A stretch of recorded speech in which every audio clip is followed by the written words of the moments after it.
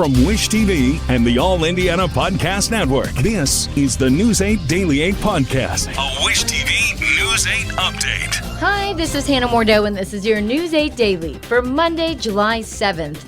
May have some rain out there today. Scattered showers are possible. Other people may not get any rain at all. You could have some thunderstorms too. Only going to get up to the low to mid 80s today, and then we're going to dip down and feel better overnight. New on Daybreak, state police say the eastbound lanes of I-70 just west of downtown are open again following a deadly wrong-way crash on the interstate. The crash was on I-70 between Morris Street and Belmont Avenue. State police say at least 2 vehicles were involved, including the one that was traveling in the wrong direction. The crash shut down the eastbound lanes of I-70 in the area for almost 3.5 hours. So far, investigators have not released any information about who was killed. New on Daybreak, IMPD says at least 5 people are wounded after gunfire overnight and early this morning. The most recent happened just after 1 this morning at 26th and Clifton on the near northwest side of Indianapolis. According to police, neighbors say the gunshots happened in a large gathering of young people in a parking lot. Investigators say 2 people from the scene later showed up wounded at Methodist Hospital. About an hour and a half earlier at 29th and Park Avenue on the near north side, someone shot a man on his porch. Police say the man reports 3 people tried to rob him and then 1 fired. IMPD says he was stable when medics took him to the hospital. Earlier in the evening, sometime before midnight, police say a robbery call took them to 10th and King Avenue in the Hawville neighborhood. IMPD says 2 people from that spot later showed up at Eskenazi Hospital. No word yet on how badly they are hurt. We now know the names of both of the teens killed in this weekend's mass shooting downtown. The Marion County coroner confirms that 16-year-old Xavion Jackson died in that shooting. The coroner also identified the 15-year-old killed as Azarion Cole. IMPD says this weekend's shooting happened after hundreds of unsupervised teens gathered near the Arts Garden after the 4th of July celebrations downtown. Besides the 2 teens killed, 5 other young people were hurt. At tonight's City County Council meeting, city leaders may address the violence. IMPD's chief of police says parents need to do more. He also says his department is stepping up patrols and reinforcing the state's curfew laws. Of those shot, 1 was 16 years old, 1 was 17 years old, 2 were 19 years old, and 1 was 21 years old. We should all be shaken by what occurred. We cannot grow numb to the violence in our community wherever it occurs. And we cannot accept this as normal. I stand here today angry and heartbroken, frustrated because too many lives are being lost. Too many families are grieving, and too many young people are growing up around violence and trauma. But I also stand here with even more determination to solve this problem. Mayor Joe Hogsett says the city will issue stay-away orders for violent or repeat offenders. IMPD has not made any arrests in the mass shooting. New on Daybreak, the FBI plans to be in Flora. The topic, a devastating and deadly fire that has left years of questions and few answers. They're trying to figure out what caused the fire that killed 4 young sisters in their home almost 9 years ago. News 8's Hernan Gutierrez is on the story and tells us the FBI wants people to know agents are in town. The FBI Indianapolis office says investigators will be in Flora today to talk to people about the November 21st, 2016 fire. Investigators believe it was set intentionally, but they have not made an arrest in the case. 4 young girls, all sisters, were killed in the fire. Kiana Davis, Kiara Phillips, Carrie L. McDonnell, and Kiani Welsh. Their mother, Galen Rose, and 2 police officers were hurt in the fire. Rose told I-Team 8 last May that she still doesn't know what happened that night leading up to the early morning fire. All I remember is the ambulance coming, and they put me in the ambulance. And I literally was like, my babies. I wouldn't stop saying my babies. Rose has expressed concerns about the integrity of the original investigation.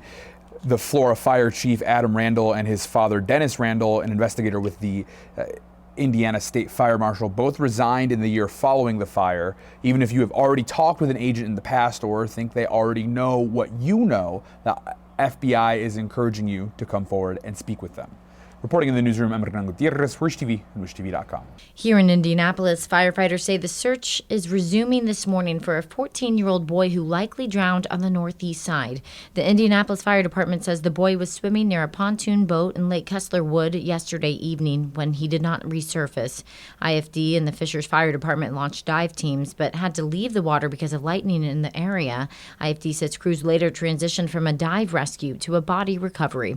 The search was suspended just after 10 last night. Officials in Texas say at least 82 people are dead following Friday's flash flooding. The state governor says that 41 people are still unaccounted for, and more rain is in the forecast today, which could cause more flooding.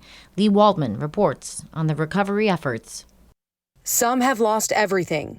I've lost near friends, best friends, my boss, my godchildren, my house, my car. Many barely making it to safety. You know, it was a very, very close call. And had we been 10 or 15 minutes later, it would have been too late. David Fry and his extended family were staying at the River Inn Resort in Hunt for their annual vacation when the Guadalupe River began flooding in the middle of the night. We went through banging on doors, just trying to notify as many people as possible.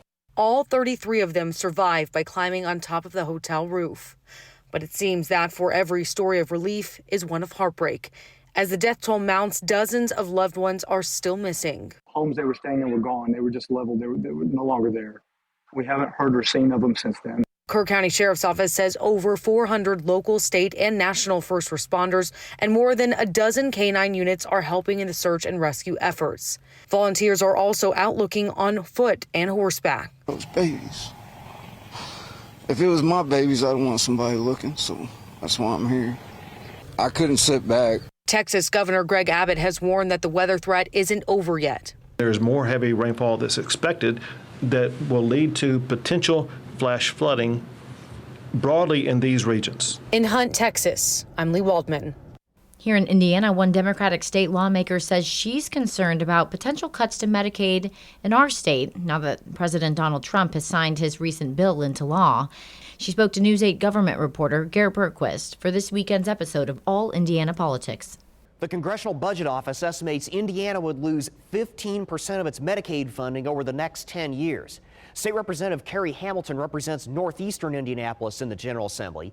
She says Indiana is one of the states that most depend on federal spending. She says exemptions to both state and federal work requirements for Medicaid won't work.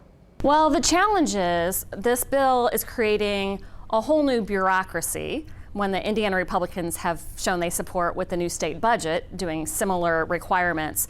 So we're creating paperwork for folks to prove their eligibility. And as other states have rolled this out, including Georgia, for example, they've shown that people who are eligible, who are working and are eligible, have a hard time proving their eligibility because the system is so complex. So we understand that many people will lose health care who are eligible simply because we're spending all of this money to create a bureaucracy that they can't navigate. It's really designed to fail them.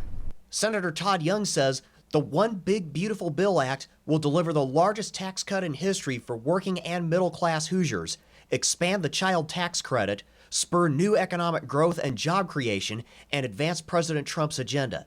He also praised its investments in research and development and in the military. Join us every Sunday for All Indiana Politics as we go in depth on the decisions that affect you the most. Tune in every Sunday morning at 9:30 only here on Wish TV. I'm Garrett Bergquist for Wish TV and WishTV.com.